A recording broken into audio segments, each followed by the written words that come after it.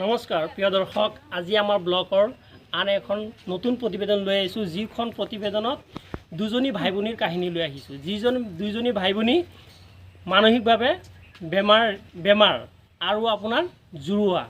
দাদাৰ বেমাৰ হ'লে ভনীজনী বেমাৰ হয়, ভনীজনী বেমাৰ হ'লে দাদাজনৰ বেমাৰ হয়। ঘৰখন অতি দুখীয়া, কিন্তু ঘৰখনত একমাত্ৰ উপাৰ্জনকাৰী হৈছে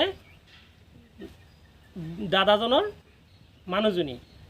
আহক আমি দাদাজনৰ মানুহজনীৰ লগত অলপ কথা পাতিম। বাইদেউ নমস্কাৰ। বাইদেউ আপোনাৰ নাম কি? ৰহিমা। আমি শুনিছোঁ দাদাৰো বেমাৰ, এইফালে দাদাৰ ভনীজনীৰো বেমাৰ, মানসিকভাৱে বেমাৰ।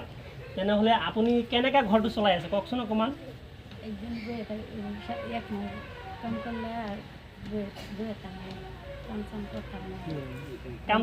কাম চাম করতারে না, কাম চাম যে করতারে না, বাদে আইনি কেমনে কাম করে? কাম চাম করি। কই কাম করি? মানুষের বাড়ি কাম করে চালাই।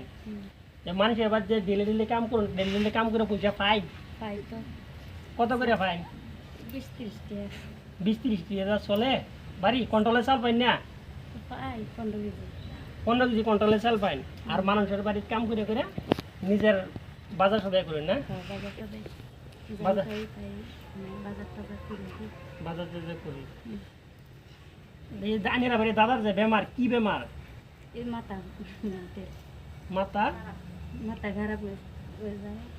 মাথা খারাপ হয়ে যায় না? দর্শক, দাদাজনীর টিউটারজনীর মুখেৰে শুনিলে তেখেতৰ দুখৰ কাহিনী। আহক আমি দাদাজনৰ লগত অলপ পৰিচয় হওঁ, দাদাজনৰ কথা পাতোঁ। দাদা আপোনাৰ নাম কি?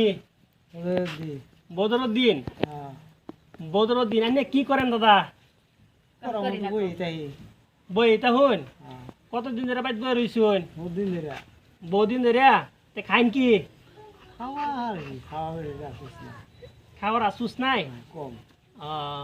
প্রিয় দর্শক, শুনিলে তেখেতে মানসিকভাৱে বেমাৰী। আৰু প্ৰিয় দৰ্শক, আমি দাদাজন আৰু বাইদেউজনীক দেখালোঁ। আহক আমি দাদাহঁতে কেনেকৈ ঘৰত থাকে, কেনেকৈ চৌকাত খানা বনায়, আমি অলপ পৰিদৰ্শন কৰোঁ।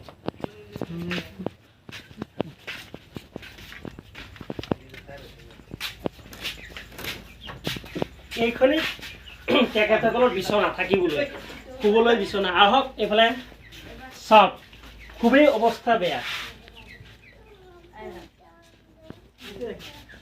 আহক আমি তেখেতসকলৰ চৌকাখন দেখাম।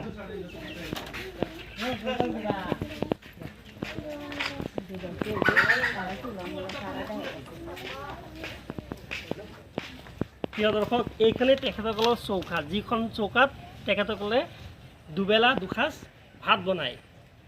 আহক প্ৰিয় দৰ্শক, আৰু তেখেতসকলৰ ল'ৰা ছোৱালীহঁতক দেখাওঁ। আনিৰ ফুলাবন কয়জন? 4জন। আনির ফুলাবন বাড়িতে আছে না নাই? কয়জন বাড়িতে আছে? 4জন। কোল বোধে একদিনই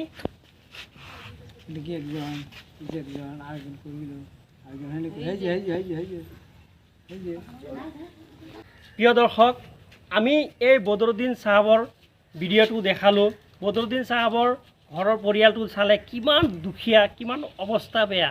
আৰু সেই ভিডিঅ'টো চাই পেলাই আপোনালোকে সকলোৱে শ্বেয়াৰ কৰি দিব, যাতে আমাৰ বদৰুদ্দিন চাহাবৰ অকণমান সহায় হয়। আৰু এই ভিডিঅ'টোৰ অন্তিম শেষত আমি বদৰুদ্দিন চাহাবৰ একাউণ্ট নম্বৰটো দি দিম, পাৰিলে চবেই অকণমান সহায় কৰিব। আৰু এই ভিডিঅ'খন শ্বেয়াৰ কৰি দিব, যাতে কোনোবা হৃদয়ৱান ব্যক্তিৰ ওচৰলৈ যায়